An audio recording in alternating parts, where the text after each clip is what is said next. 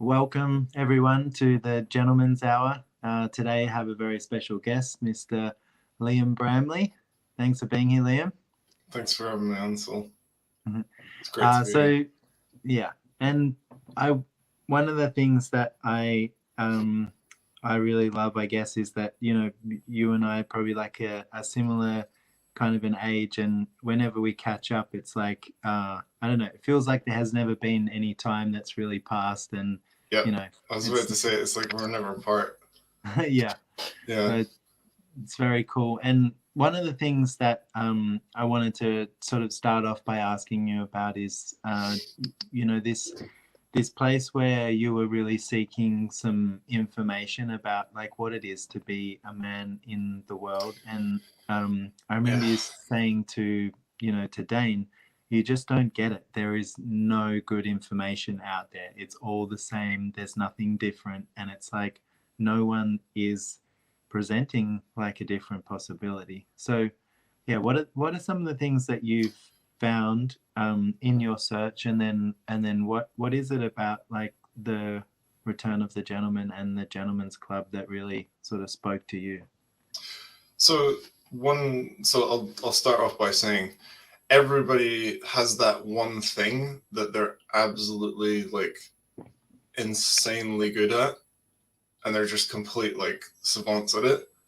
For me, that's research. Like if you say like something doesn't exist, I'll find you it and I'll give you the shipping time for it. So I remember as well Gary Douglas, the founder of Access, saying, if I ever need any research done, I know who to call. I call Liam Bramley. Yeah. He's like, there's no wagyus in America. And I was like, here's one 40 minutes away. Yeah. So it's like, that's what I'm insanely good at, and I know it. And I that's 100%. And so naturally out of that, it's like anything that's an interest to me, I just go as hard as you can go down the rabbit hole with everything information wise. I'll go back to charts from 1810, like 1850s, all the way through to what exists now on the public register of Google and all that sort of stuff. I'll just do absolutely everything. And at some point, I can't remember what it was that started it. It was probably my dad and the lack of genteel in him that made me want to look for like this is shit, like this is a crap way to be in the world, there's got to be a better way than this. So start looking on the internet, and this is where I made a mistake, because I found Instagram and I found Pinterest, and it was all these, so I downloaded all of them, put them all in a folder, looked at them every day. I was like, okay, I'm going to be this, I'm going to become this. And I wish someone was there to steer me at the time, because it was just, excuse my French and or language, it was just shit. Yeah. It was absolute bollocks. It was like a picture of a lion and a fucking quote that says like a gentleman will like protect his woman and stop other men coming at her or some shit like that. Where a gentleman has like 5 wallets, one for every day of the week. A gentleman, and it's like some dude like with a watch and just a cup of coffee and like some quote that's been pulled out of the ether. And I tried to twist and twist and twist myself into like what everyone's collected, because I didn't know what a gentleman was. I never had like a role model to show me that. And I was like, okay, I've got all this information, got the plan, got the strategy, let's do this. And I just twisted myself into like a mess, and kept going for a while, going like, okay, I'll get better, like I'll finally get there. And then I just like lost it one day, and I was like, Dane, can you help me with something? I'm trying to do this, and I've got no idea where I'm going. I'm kind of lost here. Can you help me? And it just went poof, and just that created an entirely different path for me. Yeah, for me personally, and it inspired this, because he recognized that he didn't have that either growing up, and a lot of us don't. And that is the importance of this, and it's amazing that you're kicking it back again, bringing it back. Yeah, awesome. And I mean, that is such a, like, you know, to say that, it's like, I don't know if I've ever really met anyone who has said that they've had like a really good role model for what it is to be a man with, you know, and also be different, you know. So many of us are like, what we grow up with is our, like, our peers are usually our friends and everything. And, Mm. you know, it's like we have fun and have a good time, but it's pretty rare that you get like authentic, you know, connections, and also relationships that actually like inspire you to greater and you know, empower you. And yeah, so what would you say are some of the things that you got from, you know, some of the conversations with Dane and Gary, and about, like, you know, being different as a man? Because I mean, I see you as definitely someone who's willing to be different and choose different, and, you know, create your life in a really different way. So yeah, what's that been Um, like for you? Amazing. In one word, in a Yeah, couple more words, it just, I really thought it was, I really thought it was like, I really thought in order to be a gentleman, you had to have money because that was part of it. It was like this billionaire tuxedo image. So we right. live in a day to day where it's like, it's strange for people growing up now because it's not just who's around you that's an influence. It's whatever is posted on the worldwide image board of the internet. And the problem with the internet is people post what they want to show and hide what they don't want to show. You So mean you mean not everyone's on like a permanent vacation in the Bahamas? I basically am. Like, I look at my phone like once a day now, and it lives in a drawer. Like, it's made me so much happier. Um, Yeah. but yeah, like it's like we're so connected and we're so on, like, onslaught with all of this information of like what's right and what's wrong and how you should be and what the right way to be is, and like all these posts that poke at you, like, why aren't you making a million a day or some shit like that? And it got me to look at that and go, okay, I need to be this because I'm not enough. And when Return of the Gentleman came out, and it was a complete eye opener because it was like, look, it's got nothing to do with you dominating other people or being better than other people or having a tuxedo or making X million a fucking year. It's to do with how you interact with yourself and the people in your environment. Mm. Are you receiving from them? Are you gifting to them? Who are you being in the world that's creating a different possibility for people? Because for me, being a gentleman is creating possibilities instead of, it's about creating possibilities instead of trying to prove that you're better than someone else, which all these posts and images were doing, like, oh, we're the gentleman and you're not. And Yeah. gentleman's this weird thing that only hyper aggressive type A personalities are able to do, who work for Goldman Sachs and live in the city and drive a certain car and they have some trophy on their arm and stuff. And I was like, this sucks. It just makes me feel like I'm missing out. And then speaking to Dane blew that apart, and it created a place where I realized already was a gentleman. I just hadn't acknowledged it. Mm. Once I was able to acknowledge it and go, oh shit, it's already here, just melted, started losing it and crying and everything. Because I Yeah. realized I had what I was looking for in my entire life. Nobody just emphasized what that was and showed me what that was in order to expand on it and build on it, and permission to even become it, to be honest. Yeah. Because it's like we don't live in a world where kindness is valued and vulnerability is valued, where we live in a world where someone who can punch harder than someone else is the king. Yeah. It's so good to hear you as well. Just like say, you know, being a gentleman is about, you know, creating possibilities like for you and for others. And I mean, I think that's such a key in that as well. Like when you actually function from that place, you start to create all of these, you know, connections, and all of these things show up that are like, I guess they have a certain like magic to them, in that they Mm. create these possibilities that seem to show up out of nowhere.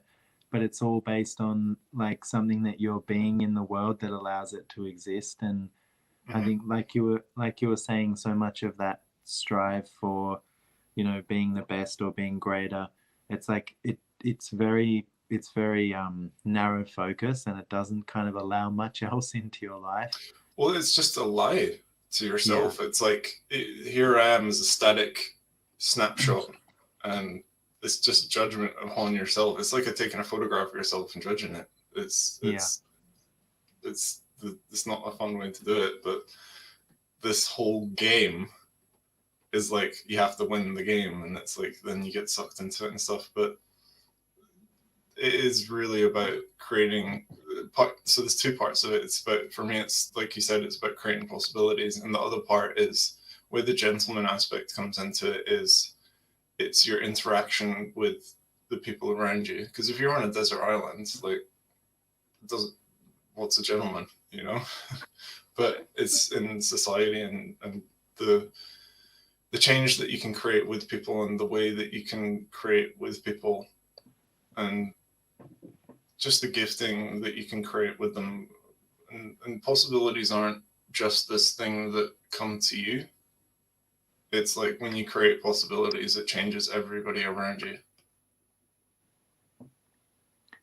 Yeah. And that's And that's for me how I see it as well. Is like, okay, if I'm being a gentleman here, I can create and take the weight, and that'll open up doors for everyone. yeah. And I And don't I need mean, credit, and I don't need to have a Instagram post and a suit, and it doesn't. yeah. And essentially it's like that is you know, like that's being also a leader, you know, like willing to go where no one else is willing to go, whether anyone else is coming or not. And also that place of like not having to have the validation of what you're choosing, but knowing sort of like where you're going and what that's creating, and trusting, I guess, yourself and being It's a huge vulnerable with one. yourself. Yeah. Yeah. Yeah, if you don't trust it, it's like, if you don't have validation from yourself, well, you don't even need validation, to be honest. It's just trusting and knowing where you're going. And a big part of it, the whole way that this way the way this reality portrays gentleman, and what gentleman is someone who's the center. It's like a Gatsby, basically. It's like someone who's the center, and oh, fine party this evening, like excellent party, like such a gentleman, like blah blah blah. And it's like, that's not really reality. Yeah. Like, for me, it's just go do and go be and go create, and invite others to that by Yeah. showing them that it's possible. I love that. The magic's And in the interaction with that, where they go, "How did you, like, what? How did you get here to here so quick?" It's like, well, now that you've asked, you can be this, and it's okay to be that, and you can. This is totally okay to have. And they're like, "Oh, I never thought about it like that. You know what? I'm gonna have that," and it's just amazing to see. yeah.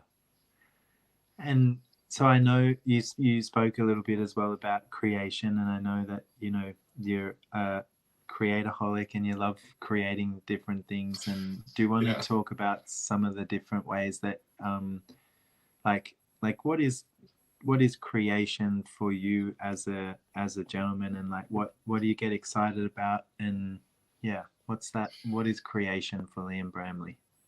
Uh, don't even know how to start.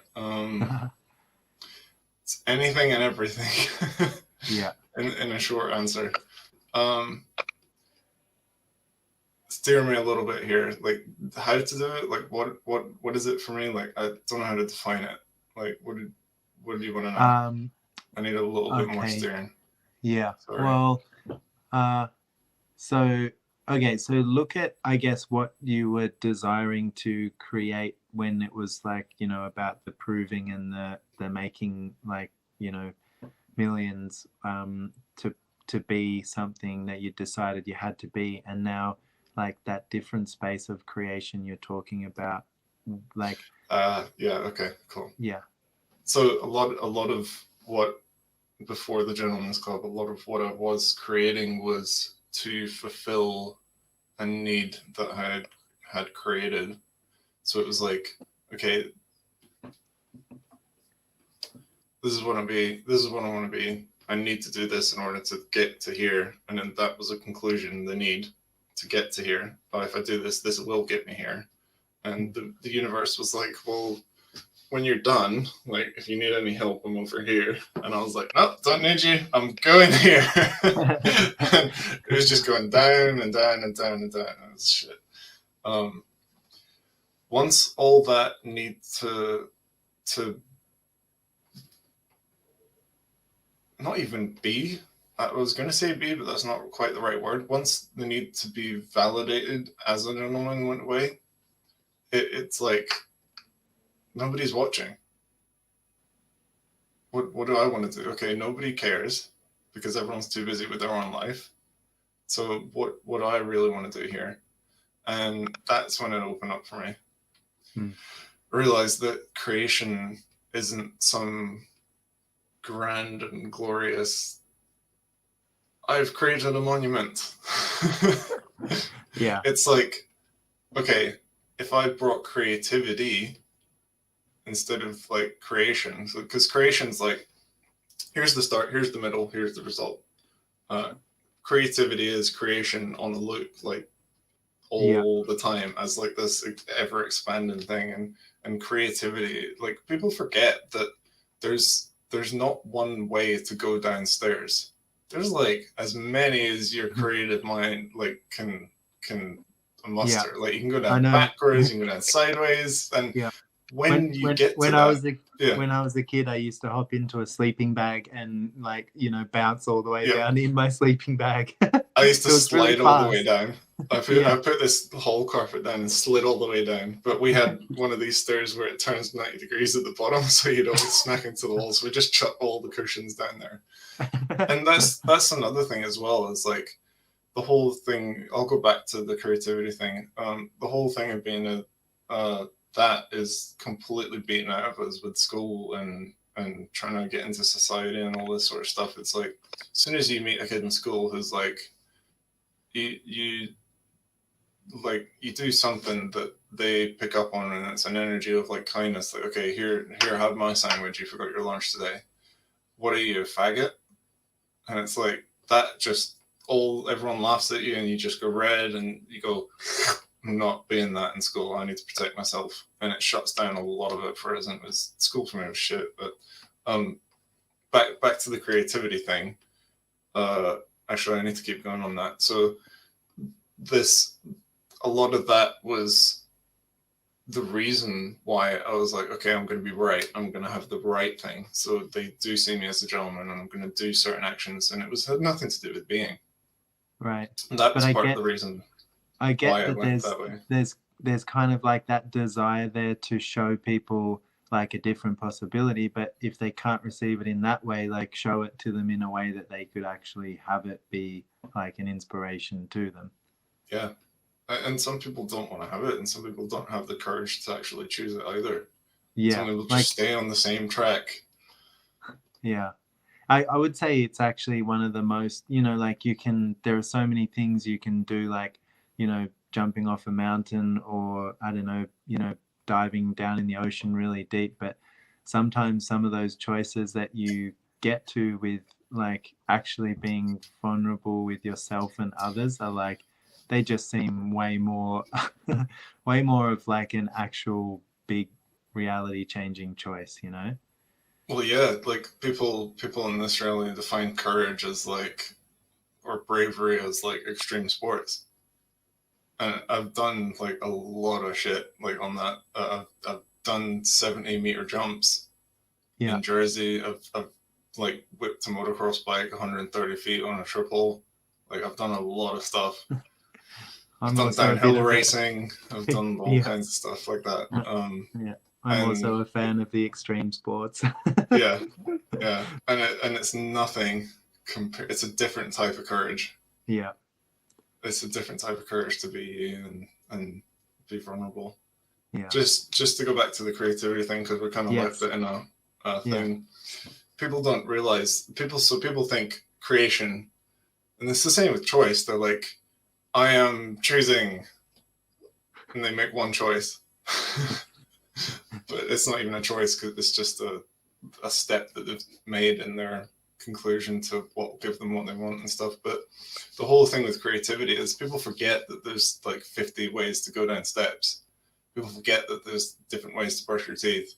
People forget that there's different ways to write something down. People forget.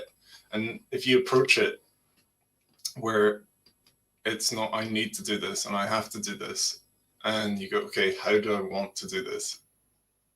I've got every option in the book. What's going to be fun here? And if you actually just get one thing from that, take this. There's so many different ways to do daily stuff.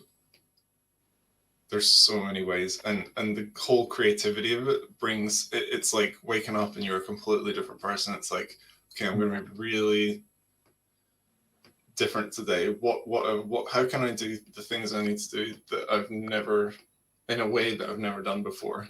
And it just creates an entire set of different possibilities because it shows you that you're so capable of not even like, so the whole thing, I'm like trying to bypass this whole thing of like the creative or creation wave that sort of floats around.